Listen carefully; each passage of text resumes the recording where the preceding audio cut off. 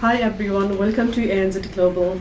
I'm Pravina. Today we are going to talk about NAATI CCL for Urdu language. It's a good news for Urdu language speaker that we are going to start a NAATI CCL course for them. First of all, I'd like to introduce our NAATI CCL trainer, Sahariar.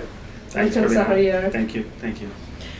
As you all know that there are a lot of questions in the market about NAATI test and CCL test. Like people are commenting like, is it easier than NAATI test, or is it cheaper than NAATI test? Can you please tell us the structure about the NAATI test, how it is different than the NAATI test? Yes, absolutely. So this test is called the CCL test, fully pronounced as the Community Credential Language Test.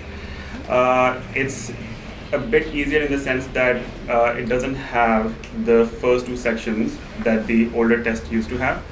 So there won't be any ethical or cultural competency sections in this one. You will just get two dialogues that you have to interpret from English to Urdu and Urdu to English, depending on what segment you get. And the structure of the test is pretty simple as well. So you have two dialogues, and each dialogue is worth 45 marks. In order to pass the test, you need to score 29 individually in both the dialogues, and then overall you need 63 out of 90 to pass the test.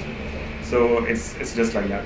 Okay, it's like pretty much clear what is the CCL test. So what are the skills that are required to pass this exam? Do you need to have a special English ability test or anything? Right. For this test, for this level of test, in fact, students don't need a specialized vocabulary as such, but they need to have a good base vocabulary in both Urdu as well as in English, because I know that a lot of us normally we don't have the base vocabulary needed to pass this test, because some words we don't know, even though they're very simple words. They're words that we use commonly every single day, but we are so used to mixing the Urdu and English together that sometimes the LOTE, which is language other than English, which in this case is Urdu, that's very weak for certain people.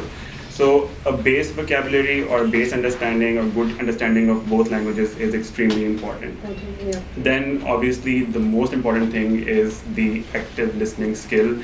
That is the key to success for this exam. So active listening, according to my understanding, it means a person listens but also understands what was said to him or her. I see many times students passively listen to something that's being said to them, and passively meaning that they sit like a robot and they try to just process it like a machine. That's not how it works. You need to understand what was said to you, and then that's the only way that you can retain that in your mind. So that's active listening. And then when you have active listening, you have to use another skill that's very important, that is memory retention. I know that a lot of people struggle with memory retention, and this is the one thing that students will normally have to work on. Yeah, this is the thing that takes the most time, because memory is not something that you can improve overnight. So you need at least, let's say if you have weak memory, you need at least a month and a half of like really rigorous practice to get that skill right. Now, memory retention is important because in the exam you are supposed to not just deliver the meaning from one language to the other, but you should also have a reasonable amount of accuracy. So a reasonable amount of accuracy means that you should cover all the words. Any words that you miss out will automatically be deducted, and that will lead to deduction of marks. Then note-taking skills, very important. Sometimes a segment in one dialogue could be like very long. Sometimes people, they have poor memory skills. So what they can do is they can make notes. And note-taking does not mean you write down each and every word of the segment. It means that you only write down the keywords, use symbols, shorten the words. So note-taking is another sort of skill that is learned over time. It's not learned overnight. So these are things that students need to start working on from now on, if they already have a test date or if they intend to take a test within this year. And then finally, obviously, you need to have a deep understanding, like I said, of both languages, Urdu as well as English. And for that purpose, we share a very sort of an extensive list of words, vocabulary, and we basically engage students in making sentences, in having conversations using those words, so that they're able to use those words in their daily lives, and so they're able to perform better in the test. Yeah. So that was like the skills that we require to pass the exam. So what do you think? What kind of strategies the student can use for this test? So the most important thing is very, very good preparation, okay? And that preparation needs to take place over a spread out amount of time. You can't prepare for this test just 5 days before or 1 day before the test, right?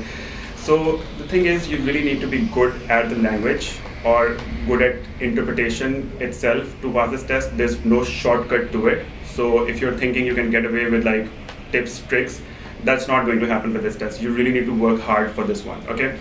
One thing is, when you're starting to prepare for this test, you need to immerse yourself in the language that you think is weak for you. So for most students, Urdu is weaker than English because usually most students have English language training throughout their lives. Urdu is usually the weak source language. So for that purpose, there is so much material available online.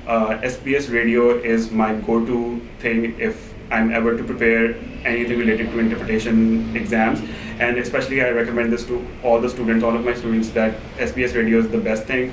Listen to it, try to grasp the words that you think are unfamiliar to you, try to get their meaning. There are several other YouTube clips as well from Pakistani news channels in Urdu, and then you also have some YouTube clips of BBC Urdu, Voice of America. These are all really good sources of English and Urdu source languages. And then a very important thing that most people don't know about is that a lot of Western countries like Canada and the UK, they have extensive settlement guides, extensive guides to their financial systems, their economic systems, all those things translated in Urdu, and that's available on their websites. I've compiled a big list of these official sort of translations, so that students not just understand the vocabulary, but also understand the concept behind it. Because actually, this CCL test will be based on issues that the Pakistani or the Urdu-speaking community faces in Australia, and it engages in everyday conversations that the Urdu-speaking community might have. They could go to a doctor, they could go to like a parent-teacher conference, they could be going to probably a lawyer for help, anything that the community faces here. So any kind of concept or any kind of vocabulary that helps with this type of purpose is going to be very, very helpful. Well, we are pretty much clear about what NAATI CCL test for Urdu language. Now, can you please tell us when we are going to start the class for Urdu language? Yes.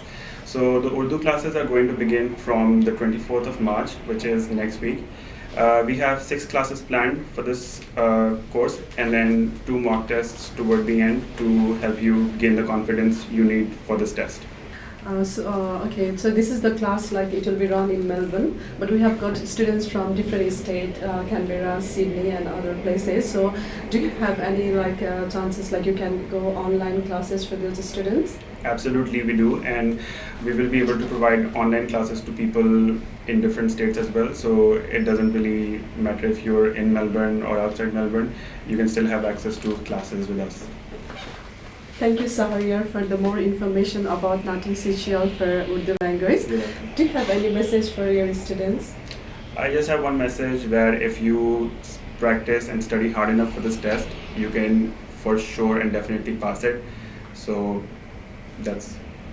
Thank you everyone for watching our video. If you have more questions regarding NAATI CCL test for any language, Hindi, Punjabi, Urdu or Bengali, please contact us. And for Urdu language, click the link below and fill up your question. We'll contact you via phone or email. Thank you. Thank you.